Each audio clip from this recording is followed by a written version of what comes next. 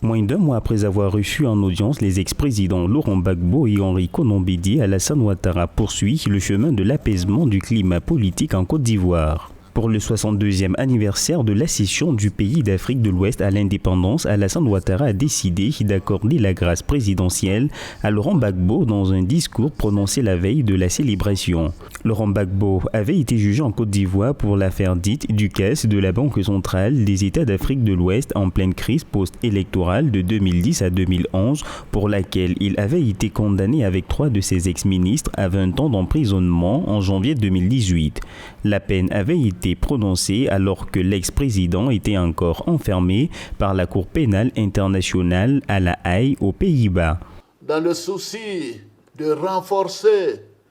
davantage la cohésion sociale, j'ai signé un décret accordant la grâce présidentielle à M. Laurent Gbagbo, ancien président de la République.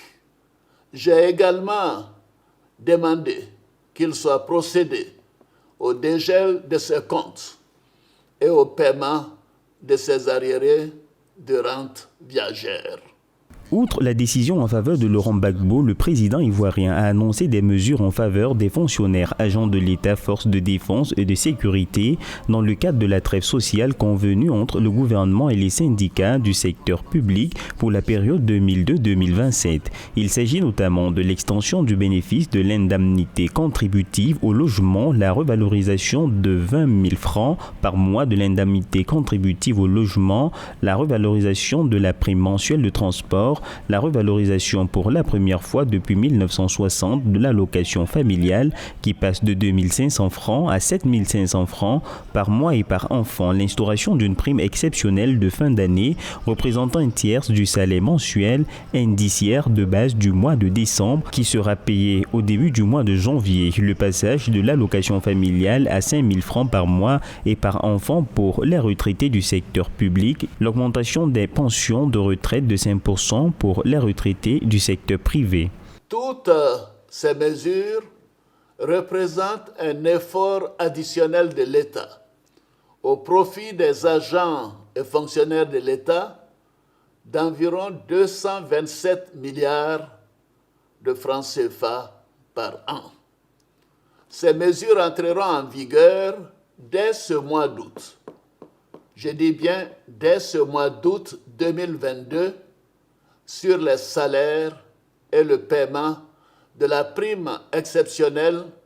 entrera en vigueur en janvier 2023. En plus de ces augmentations de salaire, les fonctionnaires bénéficieront dans les prochaines semaines d'un nouveau statut général de la fonction publique pour une administration ivoirienne plus moderne